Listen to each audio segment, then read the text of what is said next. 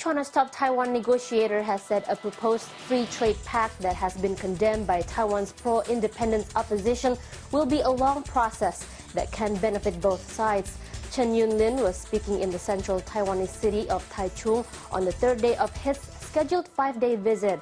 The pact, formerly known as the Economic Cooperation Framework Agreement, or ECFA, is the centerpiece of Taiwan leader Ma Ying-jeou's signature effort to link the island's economy even closer to the mainland's lucrative markets. He says he hopes the pact will be signed in the spring of 2010.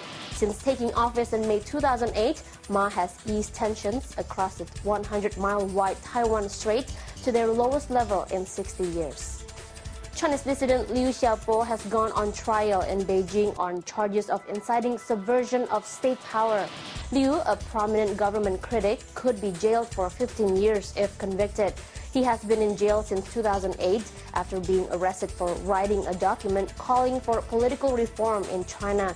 The EU, US, and rights groups say the trial is politically motivated and have called on Beijing to release Liu. A spokesman for the US State Department yesterday described the trial as uncharacteristic of a great nation.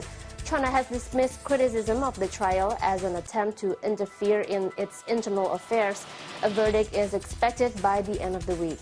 China's Vice Premier Li Keqiang has called for stepped-up efforts to deepen medical reform to make the country's medical service more accessible and affordable. Li urged health officials to speed up the building of an essential drug system and the reform of public hospitals. He also urged the authorities to take measures to reduce the cost of overpriced medicines. The vice premier, speaking at a meeting of the leading group for medical reform under the state, said public hospital reform was an important as well as difficult part of the reform process. China's Ministry of Commerce says it will impose temporary anti-dumping measures against imports of EU carbon steel fasteners.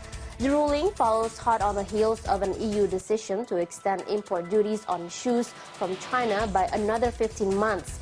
China reacted angrily to that decision and said it would respond by taking action to protect Chinese companies. It says the country's carbon steel fastener industry has struggled to compete with imports from the EU.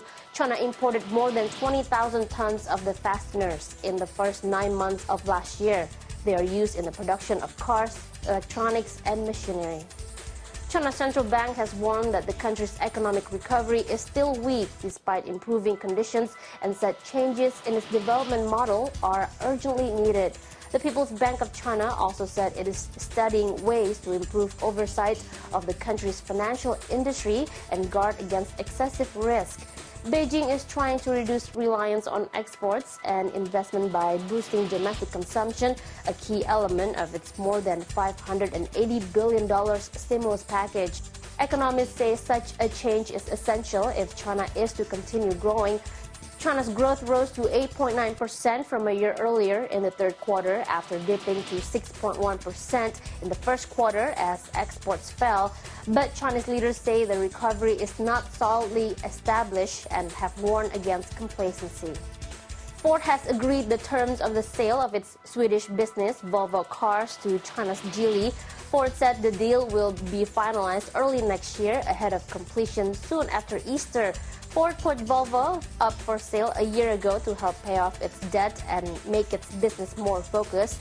Geely was named preferred bidder in November. If completed, it will be the largest purchase by a Chinese car firm. A convicted mob boss was executed in Chongqing municipality yesterday. He was the second gang leader put to death in a recent crackdown on organized crime and mafia-style gangs. The Supreme People's Court approved the death penalty for Wang Xinping. Wang had earlier been found guilty of heading a mafia-style organization and committing a string of crimes, including murder, drug dealing, illegally trading of firearms, running casinos, and offering bribes. And that's the BON headlines for now, but we'll be back with more news after this.